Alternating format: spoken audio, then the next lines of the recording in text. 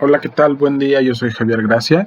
Esta es la segunda semana que platicamos por aquí con la materia de Ciencias de la Comunicación 2. En esta ocasión vamos a dar una repasada a la historia de la prensa. Como anécdota les cuento que el día 7 de junio se celebra en México el Día de la Libertad de Expresión y tomando en cuenta eso, pues vamos a darle una pequeña repasada a la historia de la prensa, tomando en cuenta aquellos precursores de los medios de información, recurriendo a las obras que se han escrito para narrar los principales acontecimientos, primero que nada en el mundo y después en México. Así que pues comenzamos. ¿Qué antecedentes tenemos del periodismo? Primero que nada, la necesidad universal y humana de transmitir información a través de las señales visuales desde altura, las palabras mensajeras, sistemas de correos, etcétera, etcétera. Sin embargo, el periodismo tal cual lo entendemos, o sea, el que se da periódicamente, no aparece hasta el siglo XVI, cuando ya se editan con carácter semestral informes sobre el conflicto que mantenían los católicos y los protestantes, aunque también debemos de admitir que en la Roma imperial aparecen algunos textos destinados a la información. La gran innovación que dio paso no nada más a la prensa, sino a que la lectura se popularizara en el mundo, pues fue la invención de la imprenta, a final del 1467 o a comienzos de 1468. Estas imprentas eran manejadas por una persona con mucho esfuerzo, pero a final de cuentas nos daba la oportunidad por primera vez de imprimir muchos textos muchas copias de un solo texto en un corto tiempo, a diferencia de antes que pues tenían que ser manuscritos los libros. El primer diario, tal cual lo conocemos, salió en el siglo XVIII, se publica en Inglaterra o Gran Bretaña. Este primer diario se le conoció como el Daily Courant, que tuvo un sinfín de publicaciones periódicas. En España, el primer diario en aparecer es el Diario de Barcelona. Este es el primer periódico español a finales del siglo XIX.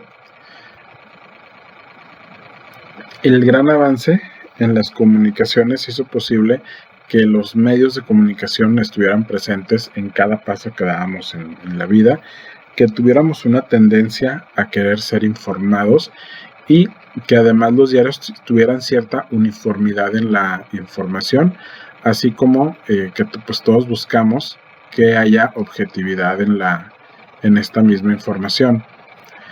La prensa en la sociedad de masas la entendemos hasta los finales del siglo XIX y principios del siglo XX, cuando surgen en Estados Unidos los primeros periódicos que no solo ocupaban grandes tirajes, sino que se empezaron a producir en todo el país. Estos periódicos eran de grandes tiradas y para sobrevivir incluían publicidad. Al incluir publicidad eran baratos y para hacerlos atractivos incluían dibujos animados, pasatiempos, historietas de humor. Sin embargo, también para poder ser más rentables y que a la gente les llamara la atención, se empezaron a ofrecer notas sensacionalistas o escandalosas para que las personas pues de verdad lo quisieran comprar. Así pues, se volvieron instrumentos de gran influencia para la población. Cuando Hearst incluyó en su periódico una tira titulada The Yellow Kid, a este tipo de periódicos se les bautizó como la prensa amarilla y le dio pie al título también del amarillismo, para referirnos a algo que simplemente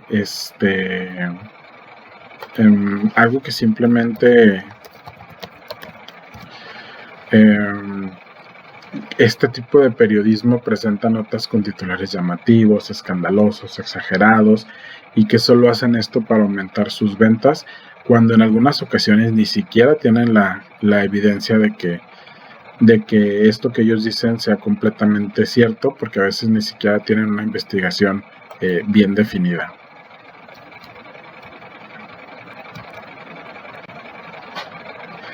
Luego, ahora sí pasamos a México. Resulta que el periodismo en nuestro país,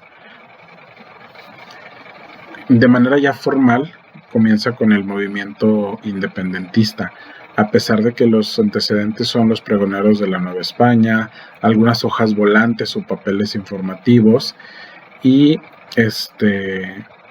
que el 8 de mayo de 1541 se publica en México un folleto llamado Relación, donde aparecía el terremoto que ocurrió en las Indias, en una ciudad llamada Guatemala.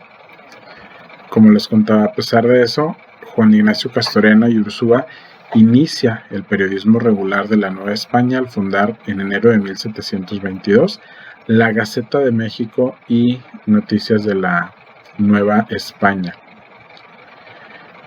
Y pues bueno, como nota a pie, pues sabemos que don Miguel Hidalgo Costilla fue uno de los promotores del segundo periódico que se editó en México, que tuvo por título El Despertar Americano, el cual salió a la luz pública en diciembre de 1810 en la ciudad de Guadalajara. Y a partir de ahí todos los periódicos se sucedieron en todo lo que pronto sería la nación de una república independiente, y pues se les calificaba a la mayoría de estos periódicos como periódicos de combate. Durante este periodo, todos estos periódicos estuvieron apareciendo y desapareciendo constantemente porque había demasiada censura y represión. No es hasta la República Reformista que tenemos un movimiento que separa la Iglesia del Estado de México y reaparecen los periódicos críticos, en donde ya hay un poquito de propuesta. Durante el Porfiriato hubo el obstáculo de que hubo bastante vigilancia periodística. Esto significa que el gobierno constantemente tendría tendencias dictatoriales y que trataban de reprimir a todos los que escribían algo en contra del gobierno. En esta misma época aparece el primer periódico en Región Laguna.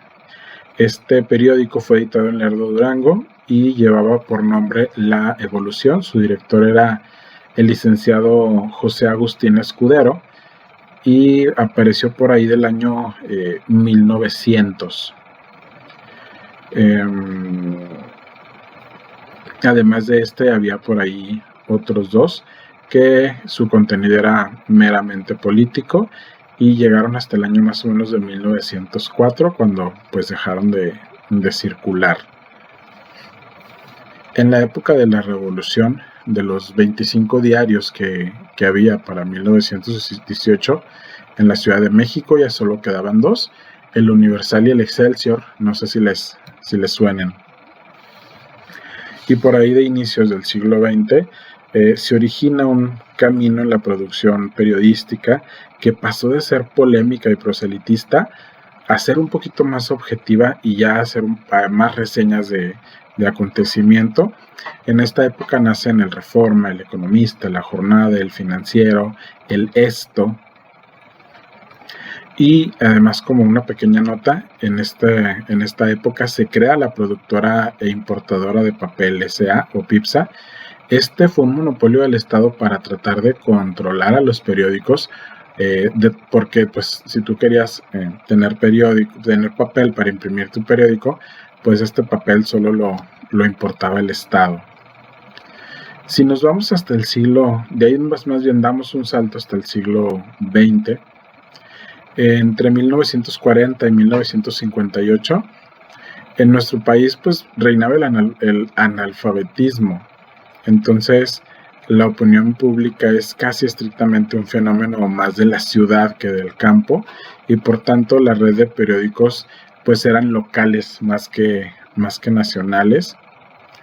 Y entre el año 1959 y 1990 a la prensa se le benefició cuantosamente con inserciones pagadas como fotos, gacetillas, y así